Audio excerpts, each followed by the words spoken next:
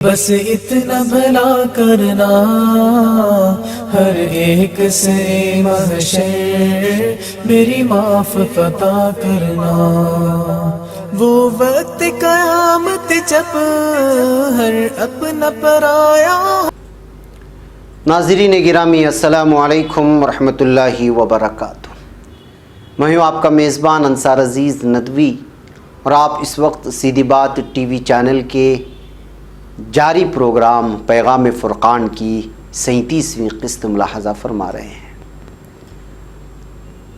ناظرین، آج بھی ہم سورہ بقرہ کی آیت نمبر 21 کا مطالعہ جاری رکھیں گے، کیونکہ اس کے مزید پہلوؤں کو اجاگر کرنے کی ضرورت ابھی باقی ہے۔ یاد دہانی کے لیے ایک بار پھر اس آیت کی تلاوت، الفاظ کے معنی اور اس آیت کا ترجمہ سماعت فرما لیں۔ اعوذ باللہ من الشیطان الرجیم، بسم اللہ الرحمن الرحیم۔ یا ایہا الناس اعبدوا ربکم الذی خلقکم والذین من قبلکم لعلکم تتقون۔ الفاظ کے معنی ہیں: یا ایہا الناس، اے لوگو، اعبدوا، عبادت کرو، ربکم، تم اپنے رب کی، الذی، جس نے، خلقکم، تمہیں پیدا کیا، والذین، اور وہ لوگ جو، من قبلکم، تم سے پہلے، لعلکم، تاکہ تم، تتقون، تم پرہیزگار بن جاؤ۔ پورا ترجمہ: لوگوں، اپنے رب کی عبادت کرو جس نے تم کو اور تم سے پہلے لوگوں کو پیدا کیا تاکہ تم پرہیزگار بن جاؤ۔ ناظرین، یا ایھا الناس اعبدوا ربکم، اس کی تفسیر ہمیں احادیث میں بھی بڑی تفصیل سے ملتی ہے۔ رب کی عبادت، رب کی عبادت کی اہمیت کا احساس دلانے والی بے شمار احادیث ہمیں احادیث کے ذخیرے میں ملتی ہیں۔ مسند احمد میں ہے کہ رسول اکرم صلی اللہ علیہ وسلم نے فرمایا، اللہ عز و جل نے حضرت یحییٰ علیہ السلام کو 5 چیزوں کا حکم دیا تھا کہ ان پر خود بھی عمل کریں اور بنی اسرائیل کو بھی ان پر عمل کرنے کا حکم دیں۔ قریب تھا کہ وہ اس حکم کے سلسلے میں غفلت برتتے کہ دفعتاً حضرت عیسیٰ علیہ السلام نے انہیں یاد دلایا کہ آپ کو پروردگار عالم کا حکم تھا کہ 5 چیزوں پر خود کاربند رہیں اور دوسروں کو بھی ان پر عمل آوری کا حکم دیں، لہٰذا یا تو آپ خود ان احکام کو پہنچا دیں یا مجھے اجازت دے کہ میں ان کو پہنچا دوں۔ حضرت یحییٰ علیہ السلام نے فرمایا، مجھے ڈر ہے کہ اگر آپ ان احکام کی ترسیل کے سلسلے میں سبقت لے گئے تو کہیں مجھے عذاب کا مستحق نہ گردانا جائے یا میں زمین میں دھسا دیا جاؤں۔ چنانچہ یحییٰ علیہ السلام نے بنی اسرائیل کو بیت المقدس کی مسجد میں جمع فرمایا۔ جب مسجد بھر گئی تو آپ اونچی جگہ پر تشریف فرما ہوئے، پھر اللہ تعالیٰ کی حمد و ثنا بیان فرمائی، پھر عرض کیا، اللہ تعالیٰ نے مجھے 5 باتوں پر عمل آوری کا حکم دیا ہے کہ پہلے تو خود عمل کروں اور پھر تم سے بھی ان احکام پر عمل کراؤں۔ پہلا حکم یہ کہ ایک اللہ کی عبادت کی جائے، اس کے ساتھ کسی کو شریک نہ ٹھہرایا جائے، ورنہ اس کی مثال ایسی ہوگی جیسے کوئی شخص اپنے مال خاص سے کسی غلام کو خرید لائے اور غلام اپنے مالک کے لیے کام کاج کرنا شروع کر دے، لیکن جب اسے اس کام کے عوض کچھ حاصل ہو جائے تو اسے کسی اور کے حوالے کر دے۔ کیا تم میں سے کوئی اس بات کو پسند کرتا ہے کہ تمہارا کوئی غلام اس قبیل کا ہو؟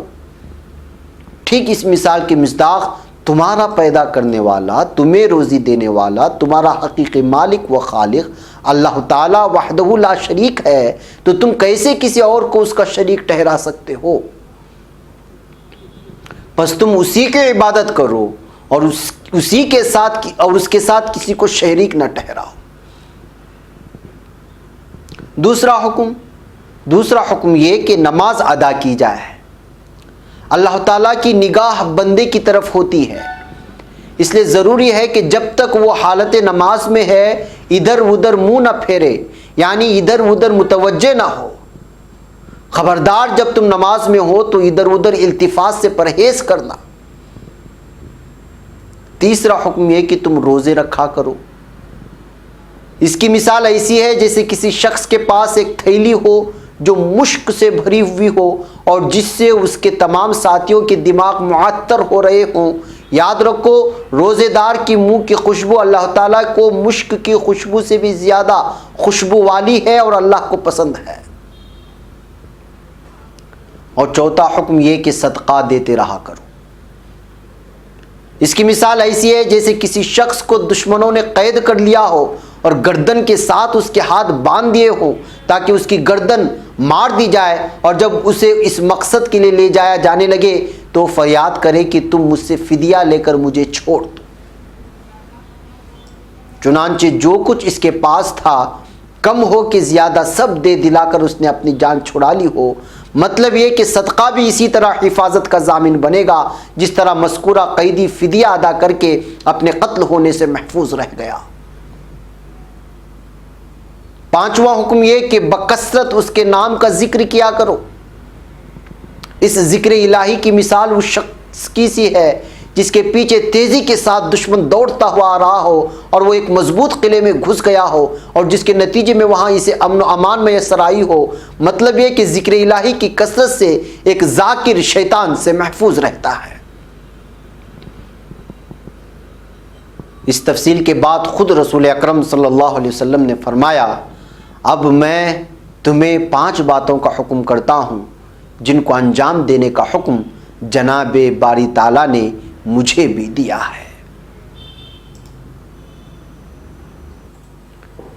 پہلا حکم یہ کہ مسلمانوں کی جماعت سے وابستگی کو اپنے اوپر لازم کر لیں۔ یہ بہت اہم معاملہ ہے آج کے دور میں، کیونکہ ہم جماعتوں سے ٹوٹتے ہوئے جا رہے ہیں، خود کو الگ کرتے ہوئے جا رہے ہیں جمہور سے۔ جو شخص جماعت سے بالشت بھر بھی دور نکل جائے تو گویا اس نے اسلام کے پٹے کو اپنے گلے سے اتار پھینک دیا۔ ہاں، اگر اپنی اس روش سے باز آئے اور رجوع کر لے تو کوئی باز پرس نہیں۔ البتہ جو شخص جاہلیت کا آواز بلند کرے وہ جہنم کا کوڑا کرکٹ بن جائے گا۔ اس پر لوگوں نے دریافت کیا، یا رسول اللہ صلی اللہ علیہ وسلم، کیا اس کے باوجود بھی کہ وہ روزے دار ہو، نمازی ہو؟ حضور اکرم صلی اللہ علیہ وسلم نے فرمایا، ہاں، اگرچہ نماز بھی پڑھتا ہو اور روزے بھی رکھتا ہو، یہاں تک کہ وہ اپنے آپ کو مسلمان بھی کیوں نہ سمجھتا ہو، اس کا انجام بہرحال جہنم کا کوڑا کرکٹ بننا ہے۔ دوسرا حکم یہ کہ اللہ تعالیٰ کے رسول اور مسلمانوں کے حاکم جس کی حکومت علی منہاج النبوہ ہو، اس کے احکام کو سنے اور عمل کرے۔ تیسرا حکم یہ کہ ہجرت کرے۔ چوتھا حکم یہ کہ جہاد کرے۔ پانچواں حکم یہ کہ مسلمانوں کو ان ناموں کے ساتھ پکارے جو خود اللہ تبارک و تعالیٰ نے ان کے لیے تجویز فرمائے ہیں، یعنی مسلمین، مؤمنین اور عباد اللہ۔ یہ حدیث حسن ہے۔ زیر تفسیر آیت یعنی یا ایھا الناس اعبدوا ربکم الذی خلقکم والذین من قبلکم لعلکم تتقون میں بھی یہی بیان موجود ہے کہ اللہ تعالیٰ ہی نے جب تمہیں پیدا کیا ہو اور وہی تمہیں روزی دے رہا ہو تو لازم ہے کہ بس اسی کی عبادت کی جائے اور اس کے ساتھ کسی کو مطلق شریک نہ کیا جائے۔ اس آیت سے ثابت ہوتا ہے کہ عبادت میں توحید باری تعالیٰ پیش نظر رہنی چاہیے اور کسی اور کی عبادت کا تصور بھی نہیں کیا جانا چاہیے۔ ہر طرح کی عبادت بس اسی ایک اللہ کے لیے سزاوار ہے۔ اس تفسیر کے علاوہ امام رازی رحمۃ اللہ علیہ وغیرہ نے اللہ تعالیٰ کی وجود پر بھی اس آیت سے استدلال کیا ہے، اور فی الواقع یہ آیت اللہ تعالیٰ کی وجود پر بھی بہت بڑی دلیل ہے۔ جی ہاں ناظرین، اس اہم نقطے کو ہم اگلی قسط میں اپنی گفتگو کا موضوع بنائیں گے انشاءاللہ تعالی۔ آپ ہم سے جڑے رہیں اور پیغام فرقان کو دیکھتے رہیں۔ گزشتہ قسطیں اگر دیکھنے سے چھوٹ گئی ہیں تو آپ ہمارے چینل کی مدد سے ان کو ایک ترتیب کے ساتھ ضرور ملاحظہ کریں۔ اب آج کے ایپیسوڈ کا وقت ہو چکا ہے۔ اپنا ڈھیر سارا خیال رکھیں اور اپنے دوست و احباب تک ان باتوں کو پہنچانے کی ضرور کوشش کریں، جو آپ کے لیے بھی اور میرے لیے بھی ثواب جاریہ کا باعث بنے گا۔ مجھے یہاں پر اجازت دیں۔ السلام علیکم ورحمۃ اللہ وبرکاتہ۔ رب ہے دعا تجھ سے بس اتنا بھلا کرنا، ہر ایک سے محشر میری معاف عطا کرنا۔ وہ وقت قیامت جب ہر اپنا پرایا ہو،